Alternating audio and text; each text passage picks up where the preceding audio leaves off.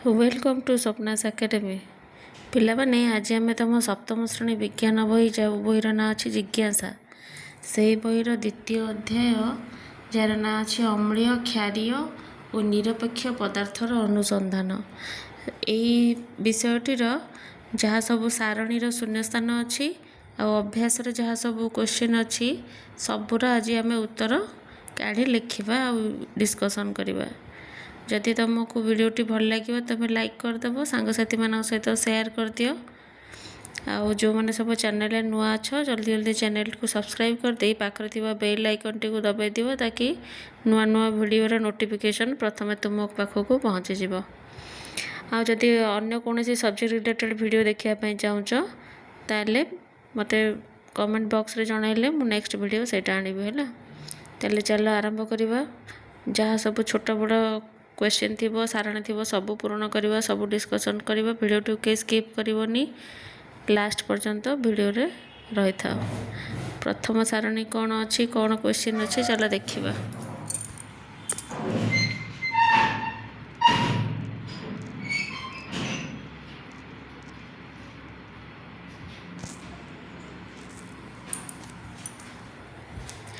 यहाँ देख यार प्रथम सारणी अच्छी कौन देछि नील और लाल लिटमस कागज व्यवहार करी नमूनार प्रकृति परीक्षा यही सारणी को चलो फिलअप करवा।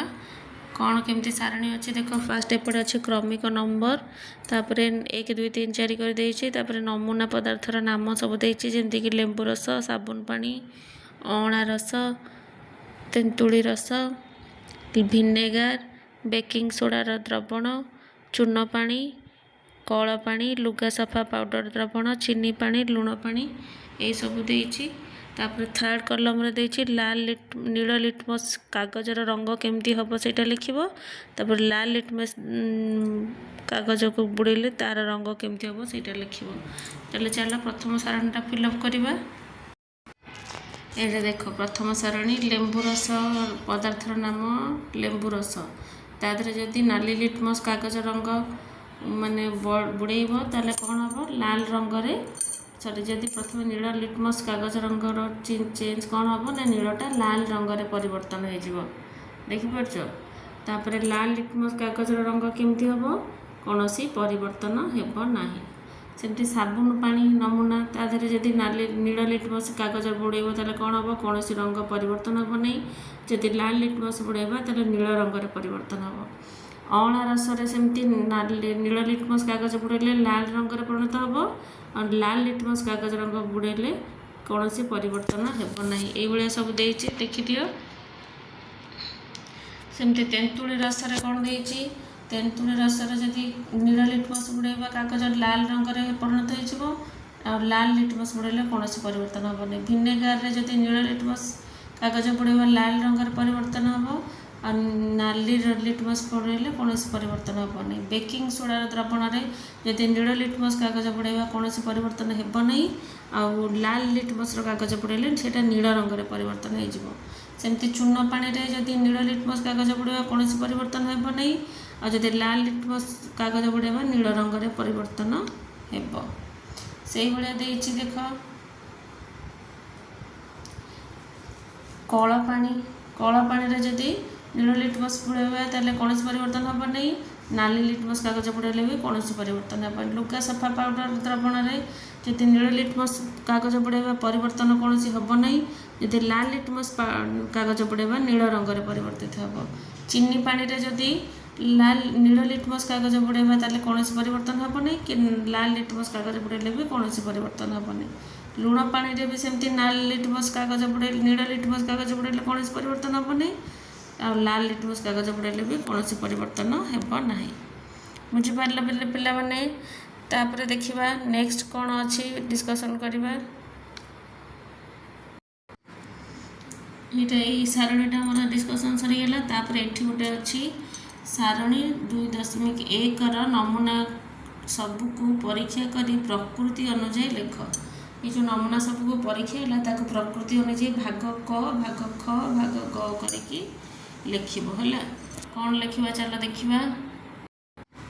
देख प्रकृति अनुযাयी लिखिले कौन लिखिबा भाग क रे नील लिटमस को लाल करे लाल लिटमस को नील करे आउ गर लिटमस कागज उपर कौन प्रभाव पकेबनी किए लाल आम जोड़ा जो ऊपर सारणी कले ना से गुड़ा देखा कौ गुड़ाक नील लिटमस को लाल करुच्ची कौ गुड़ा कर लेबू रस अँला रस तेंतुली पानी भिनेगार एगुड़ा सब कौन कर नील लिटमस को लाल करुच्ची आउ कौ गुड़ा लाल लिटमस को नील करुच्ची से गुड़ा देखा साबुन द्रवण बेकिंग सोडा द्रवण चूर्ण पानी लुगा सफा पाउडर एगुड़ा सब लाल लिटमस को नील करुच्ची है एगुड़ा सब है अम्ल एगुड़ा सब क्षार आउ कौ गुड़ाक लिटमस कागज उपर किसी प्रभाव पकाऊ नहीं कल पानी चीनी पानी लुण पानी एगुड़ा सब किसी प्रभाव पकाऊ ना बुझिपारे सारणीटा तापर देखिए नेक्स्ट कौन क्वेश्चन कि सारणी अच्छे चलो देखा नेक्स्ट कौन कौट अच्छे चलो चेक करवा एगुड़ा किसी ना एगुड़ा सब तुम पढ़ीच आउ सारणी कौटी अच्छे देखा एइटी गोटे सारणी अच्छे नहीं ये कौन दे देखा लाल गोलाप पाखुड़ारू संगृहित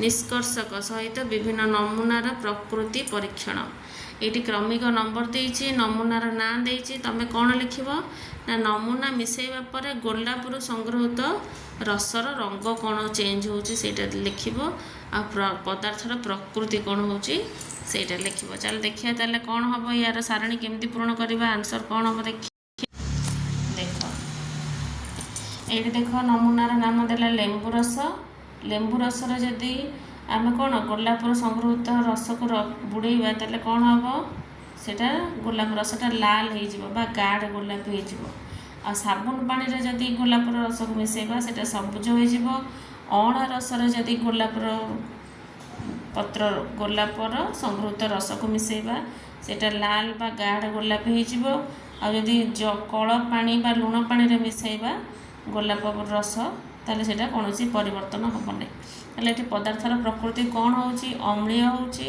एठी कौन होची साबुन पानी मिसेले क्षारीय होची आउ एठी कौन अँला रस अम्लीय आ जोटा जल पानी बा लुण पानी सेटा होची कौन निरपेक्ष कौन परिवर्तन होना बुझिपार तापर देखिबा नेक्स्ट कौन अच्छी डिस्कशन करबा तापरे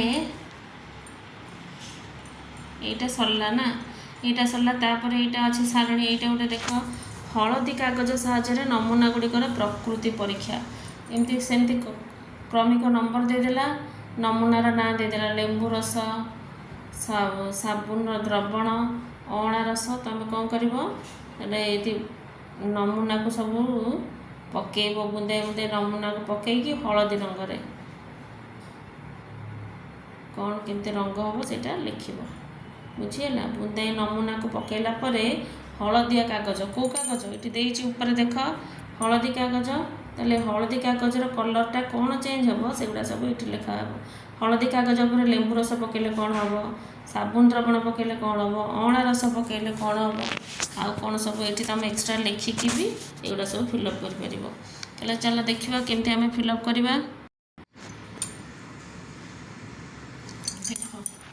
ताले हलदी कागज उपर जदि आम लेंबू रस पकाउे कौन परिवर्तन होना जो हलदिया को से हलदिया होदि से हलदी कागज उपर साबुन द्रवण पकाउे ताल से लाल रंग में परिवर्तन हम जदि से हलदी कागज उपर अँला रस पकाउे कौन परिवर्तन होना जहाँ अच्छे से ताले आ गए देख जदि से हलदिया कागज उपर लुगा सफा पाउडर द्रवण मिलूँ से भी से लाल रंग में परिवर्तन हम आदि आम लुण पानी पकाउे कौन परिवर्तन होना जो हलदिया रंग अच्छी सेमती हलदिया रंग हो बुझीपारे सारणीटा केमती पूर्ण है तापर देखिबा नेक्स्ट क्वेश्चन बा सारणी जदि कौन थी डिस्कसन करवा चलो आ कौन सब अच्छी क्वेश्चन अच्छी कि सारणी अच्छी चलो सब डिस्कसन करवा आ किसी सारणी ना रे पिले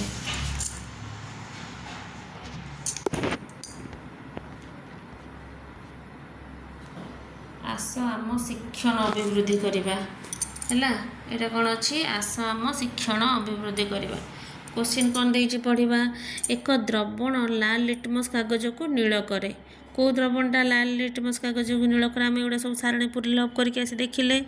ଦେଇଛି ନିମ୍ନସ୍ଥ ଦ୍ରବଣ ଗୁଡ଼ିକ ମଧ୍ୟରୁ କେଉଁ ଦ୍ରବଣ ଅଧିକ ମିଶାଇଲେ ଲିଟମସ୍ କାଗଜର ରଙ୍ଗ ପୁଣି ଲାଲ ହେଇଯିବ। ଯେଉଁ ଲାଲ ଲିଟମସ୍ କାଗଜ ନୀଳ ହୋଇଥିବ ଏହା ଭିତରୁ କେଉଁ ଦ୍ରବଣଟା ମିଶାଇଲେ ପୁଣି ସେ ଯେଉଁ ନୀଳ ରଙ୍ଗଟା ପୁଣି ଲାଲ ହେଇଯିବ। ଅପସନ୍ରେ ଦେଇଛି କ'ଣ ଚୂନ ପାଣି, ଖାଇବା ସୋଡ଼ା, ଭିନେଗାର ଓ ସାଧାରଣ ଲୁଣ।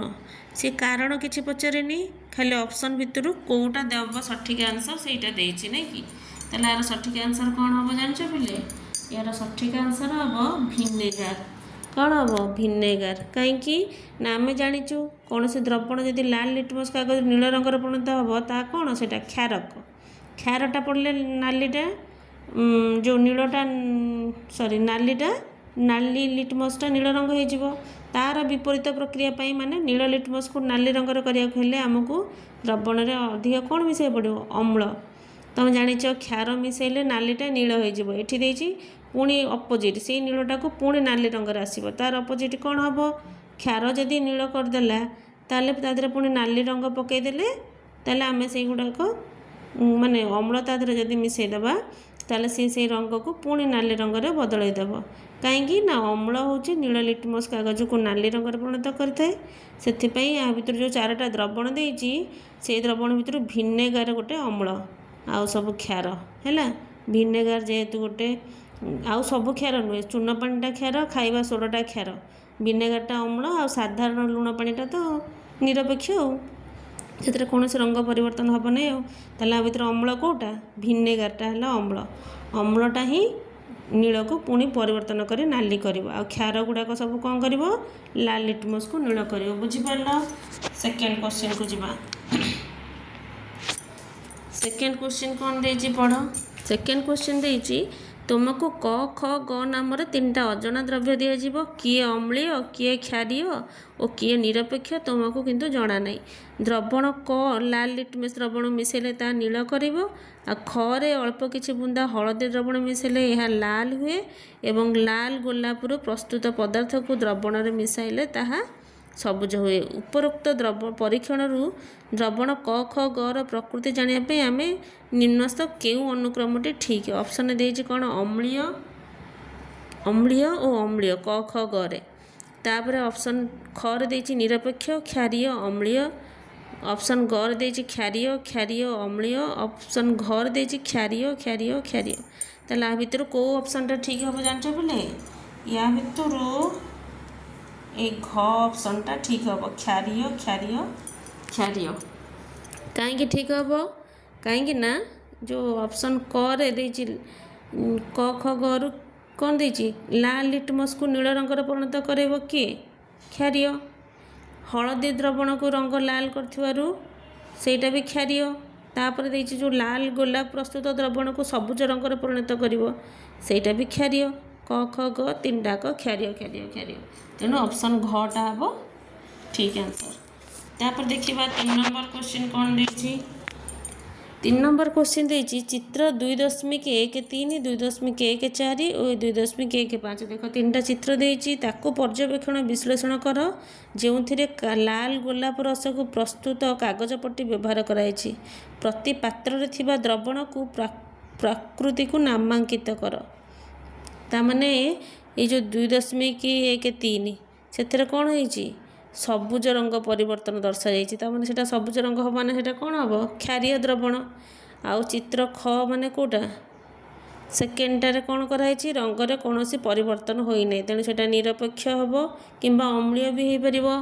ଆଉ ଗଟାରେ ଉଜ୍ଜଳ ଲାଲ ରଙ୍ଗରେ ପରିଣତ କରାଯାଇଛି, ତେଣୁ ସେଇଟା ଅମ୍ଳୀୟ ଦ୍ରବଣ ହେବ। ତେଣୁ ସିଦ୍ଧାର୍ଥ ଚିତ୍ର କ, ଖ, ଗ। ଚିତ୍ର କ ହେଲା କ୍ଷାରୀୟ ଦ୍ରବଣ, ଚିତ୍ର ଖ ହେଲା ନିରପେକ୍ଷ ବା ଅମ୍ଳୀୟ ଦ୍ରବଣ, ଚିତ୍ର ଗ ହେଲା ଅମ୍ଳୀୟ ଦ୍ରବଣ। ବୁଝିପାରିଲ? ହଉ। ତାପରେ ଦେଖ 4 ନମ୍ବର ଆନ୍ସର୍ଟା କ'ଣ ଦେଇଛି। 4 ନମ୍ବର କ୍ୱେଶ୍ଚିନ୍ ଦେଇଛି ବିଜ୍ଞାନାଗାରରେ ଥିବା ଏକ ତରଳ ନମୁନା ଭିନ୍ନ ଭିନ୍ନ ସୂଚକ ଦ୍ୱାରା ନିମ୍ନମତେ ପରୀକ୍ଷା କରାଗଲା। ନାଇଁ କି? ଯେମିତି ଦେଇଛି ଏଠି ସୂଚକଟା କ'ଣ? ପରିବର୍ତ୍ତନ ସୂଚକ ହେଲା ଲାଲ ଲିଟମସ୍, ନୀଳ ଲିଟମସ୍ ଆଉ ଗୋଟେ ହଳଦୀ ପାଣି। ଆଉ ପରିବର୍ତ୍ତନ କ'ଣ? ଲାଲ ଲିଟମସ୍ରେ ବୁଡ଼େଇଲେ କିଛି ପରିବର୍ତ୍ତନ ହେଲା ନାହିଁ, ନୀଳ ଲିଟମସ୍ରେ ବୁଡ଼େଇଲେ ଲାଲ ହେଇଗଲା, ଆଉ ହଳଦୀ ପାଣିରେ ବୁଡ଼େଇଲାକୁ ରଙ୍ଗର କୌଣସି ପରିବର୍ତ୍ତନ ନାହିଁ। ଏହି ପରୀକ୍ଷା ଆଧାରରେ ଦିଆଯାଇଥିବା ତରଳ ନମୁନାର ପ୍ରକୃତି ଅମ୍ଳୀୟ କି କ୍ଷାରୀୟ ଚିହ୍ନଟ କର ଓ ତୁମ ଉତ୍ତରର ଯଥାର୍ଥତା ପ୍ରତିପାଦନ କର। ତାହେଲେ ସିଦ୍ଧାର୍ଥଟା କ'ଣ ହେବ, ତାର କାହିଁକି ହେଲା ସେଇଟା ବି ଦର୍ଶାଇବେ। ତାହେଲେ ଦେଖିବା ଯାର ସଠିକ୍ ଆନ୍ସର୍ କ'ଣ ହେଉଛି। ସେ ପିଲାମାନେ 3 ନମ୍ବର କ୍ୱେଶ୍ଚିନ୍ର ଆନ୍ସର୍ଟା ତ ମୁଁ କହିଦେଲି, ତୁମେ କାଳେ ମନେ ରଖିପାରିନଥିବ। ଏଇଠି ଦେଖ ତାର ଆନ୍ସର୍ ମୁଁ ଏଇଠି ଲେଖିଦେଇଛି, ତୁମେ ଏହାର ସ୍କ୍ରିନ୍ସଟ୍ ନେଇକି ଲେଖିପାରିବ ହେଲା। ଏଇଟା 3 ନମ୍ବର କ୍ୱେଶ୍ଚିନ୍ର ଆନ୍ସର୍। ଏବେ 4 ନମ୍ବର କ୍ୱେଶ୍ଚିନ୍କୁ ଯିବା, ଯେଉଁଟା ପଢ଼ିଲି ତାର ଆନ୍ସର୍କୁ ଦେଖିବା। ଏଇଟା ହେଲା 4 ନମ୍ବର କ୍ୱେଶ୍ଚିନ୍ ଆନ୍ସର୍। କ'ଣ ଦେଇଛି ଆନ୍ସର୍ଟା କ'ଣ ହେବ, ତାହେଲେ ପରୀକ୍ଷାରେ ଯେଉଁଟା କରାଯାଇଥିବା ତରଳ ନମୁନାଟି କ'ଣ, ତରଳଟି ହେଲା ଅମ୍ଳୀୟ, କାରଣ ତରଳଟି ନୀଳ ଲିଟମସ୍କୁ ନାଲି କରିଦିଏ ଏବଂ ହଳଦୀ ସୂଚକରେ ଏହାର ରଙ୍ଗରେ କୌଣସି ପରିବର୍ତ୍ତନ ହୁଏ ନାହିଁ। ଏ ଦୁଇଟି ଯାକ ଗୁଣ ଅମ୍ଳର ବୈଶିଷ୍ଟ୍ୟ ଅଟେ, ତେଣୁ ନମୁନାଟି ଅମ୍ଳୀୟ ଅଟେ। ବୁଝିପାରିଲ। ତାପରେ ଦେଖିବା ନେକ୍ସଟ କ୍ୱେଶ୍ଚିନ୍ କ'ଣ ଅଛି। 4 ନମ୍ବର ପରେ 5 ନମ୍ବର। 5 ନମ୍ବର କ୍ୱେଶ୍ଚିନ୍ କ'ଣ ଦେଇଛି, 5 ନମ୍ବର ଦେଇଛି ଲିପିକା ଆଖି ବୁଜିଥିବା ଅବସ୍ଥାରେ ଅମ୍ଳୀୟ କି କ୍ଷାରୀୟ କରିବା ପାଇଁ ତାକୁ 2ଟା ଅଜଣା ଦ୍ରବଣ ଦିଆଗଲା। ସେହି ଦ୍ରବଣ ଦୁଇଟିର ଗୁଣ ପରୀକ୍ଷା ପାଇଁ ଲିପିକା କି ସୂଚକ ପଦାର୍ଥ ବ୍ୟବହାର କରିବା ଉଚିତ ଓ କାହିଁକି। କ'ଣ କ'ଣ ବ୍ୟବହାର କରିବା ଉଚିତ, କାହିଁକି ବ୍ୟବହାର କରିବା ଉଚିତ, ତାର ଆନ୍ସର୍ ଚାଲ ଦେଖିବା କ'ଣ ହେଉଛି। ଦେଖ ତାର ଆନ୍ସର୍ ହେଉଛି ଲିପିକା ଘ୍ରାଣ ସୂଚକ ବ୍ୟବହାର କରି ଦ୍ରବଣ ଗୁଡ଼ିକ ଅମ୍ଳୀୟ କିମ୍ବା କ୍ଷାରୀୟ ତାହା ପରୀକ୍ଷା କରିପାରିବ। କାହିଁକି ନା କାରଣ ଘ୍ରାଣ ସୂଚକ ଗୁଡ଼ିକ ହେଉଛି ଏପରି ପଦାର୍ଥ ଯାହାର ଗନ୍ଧ ଅମ୍ଳୀୟ କିମ୍ବା କ୍ଷାରୀୟ ପରିବେଶରେ ପରିବର୍ତ୍ତନ ହୋଇଥାଏ। ଯେହେତୁ ଲିପିକା ଆଖି ବୁଜିଥିବ, ସେଥିପାଇଁ ସେ ରଙ୍ଗର ପରିବର୍ତ୍ତନ ଦେଖିପାରିବ ନାହିଁ କି ଗନ୍ଧ ଶୁଙ୍ଘି ଦ୍ରବଣର ପ୍ରକୃତି ଜାଣିପାରିବ ନାହିଁ। ତେଣୁ ସେ କେଉଁ ସୂଚକ ବ୍ୟବହାର କରିବ, ଘ୍ରାଣ ମାନେ କ'ଣ, ଶୁଙ୍ଘିବା ଯେଉଁଟା, ସେଇଟା ହେଲା ଘ୍ରାଣ ସୂଚକ ବ୍ୟବହାର କରି ଦ୍ରବଣ ଗୁଡ଼ିକ ଅମ୍ଳୀୟ କି ନାହିଁ ତାର ଜାଣିବ, କାରଣ ଆଖି ତ ବନ୍ଦ କରିଛି ନା, ସେ କ'ଣ ଦେଖିପାରିବ କି, ତେଣୁ ଘ୍ରାଣ ସୂଚକ ବ୍ୟବହାର କରିବ। ନେକ୍ସଟ କ୍ୱେଶ୍ଚିନ୍ ଦେଖିବା କ'ଣ ଅଛି। ହେଲେ 6 ନମ୍ବର କ୍ୱେଶ୍ଚିନ୍ କ'ଣ ହେଲା, ଅଧ୍ୟାୟ ଆରମ୍ଭରେ ଥିବା ବାର୍ତ୍ତା ଗୋଟିଏ ଧଳା କାଗଜରେ ଲେଖିବା ପାଇଁ ତୁମେ କେଉଁ ଉପାଦାନ ବ୍ୟବହାର କରିବ, ତୁମର ସ୍ପ୍ରେ ବୋତଲରେ ଏଥିପାଇଁ କ'ଣ ରଖିବ, ବିଭିନ୍ନ ସମ୍ଭାବ୍ୟ ସଂଯୋଜନ ଓ ଲେଖାର ରଙ୍ଗକୁ ନେଇ ଏକ ସାରଣୀ ତିଆରି କର। ଗୋଟେ ସାରଣୀ ଏଥିପାଇଁ ତିଆରି କରିବାକୁ ସେ କହିଛି। ଚାଲ ସାରଣୀ କେମିତି ତିଆରି ହେବ ଦେଖିବା। ଏ ସାରଣୀଟା ଦେଖ ପିଲେ, ସମ୍ଭାବ୍ୟ ସଂଯୋଜକ ଓ ଲେଖାର ରଙ୍ଗକୁ ନେଇକି କ'ଣ ସାରଣୀ କେମିତି ହେଇଛି। ଲେଖିଥିବା ପଦାର୍ଥ ସବୁ କ'ଣ, ଚୂନ ପାଣି, ସାବୁନ ପାଣି, ଭିନେଗାର, ଖାଇବା ସୋଡ଼ା ଦ୍ରବଣ। ଆଉ ସ୍ପ୍ରେ ବୋତଲ ତରଳ କ'ଣ, ହଳଦୀ ଦ୍ରବଣ, ଲାଲ ବନ୍ଧାକୋବି ରସ, ଲାଲ ଗୋଲାପ ଫୁଲ ରସ। କେଉଁ ରଙ୍ଗ ପାଇବା, ତାହେଲେ ନା ଲାଲ ବାଦାମୀ ରଙ୍ଗ ପାଇବା, ଆଉ ଗୋଟେ ଲାଲ ବାଦାମୀ ରଙ୍ଗ ପାଇବା, ଗୋଟେ ଗୋଲାପୀ ରଙ୍ଗ ପାଇବା, ଗୋଟେ ସବୁଜ ରଙ୍ଗ ପାଇବା। ଏଇ ସାରଣୀଟା ତୁମେ ପ୍ରସ୍ତୁତ କରିପାରିବ। ତାପରେ ଦେଖିବା ନେକ୍ସଟ କ୍ୱେଶ୍ଚିନ୍ ଦେଇଛି ଅଙ୍ଗୁର ରସ ସହିତ ଲାଲ ଗୋଲାପରୁ ସଂଗୃହୀତ ପଦାର୍ଥ ମିଶାଗଲା, ମିଶ୍ରଣଟି ଲାଲ ରଙ୍ଗ ଭଳି ଦେଖାଗଲା। ଯଦି ସେ ମିଶ୍ରଣରେ ଖାଇବା ସୋଡ଼ା ମିଶାଯାଏ ତେବେ କ'ଣ ହେବ, ତୁମ ଉତ୍ତରର ଯଥାର୍ଥତା ପ୍ରତିପାଦନ କର। ଖାଲି ଉତ୍ତର ଲେଖିଦେଲେ ହେବନି, କାହିଁକି ହେଲା ସେଇଟା ବି ପ୍ରତିପାଦନ କରିବା। କ୍ୱେଶ୍ଚିନ୍ ନମ୍ବର କେତେ, 7ର ତାହେଲେ ଆନ୍ସର୍ ଦେଖିବା ଚାଲ। ଦେଖ ଆନ୍ସର୍ ହେଉଛି ଯେତେବେଳେ ଅଙ୍ଗୁର ରସ ଏବଂ ନାଲି ଗୋଲାପ ରସର ମିଶ୍ରଣରେ ଖାଇବା ସୋଡ଼ା ମିଶାଯାଏ ସେତେବେଳେ ମିଶ୍ରଣର କ୍ଷାରୀୟତା ବୃଦ୍ଧି ପାଏ।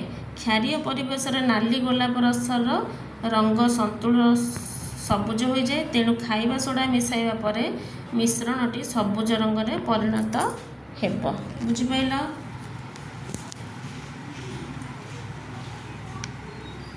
ତାପରେ ନେକ୍ସଟ କ୍ୱେଶ୍ଚିନ୍ କ'ଣ ଅଛି ଦେଖିବା। 8 ନମ୍ବର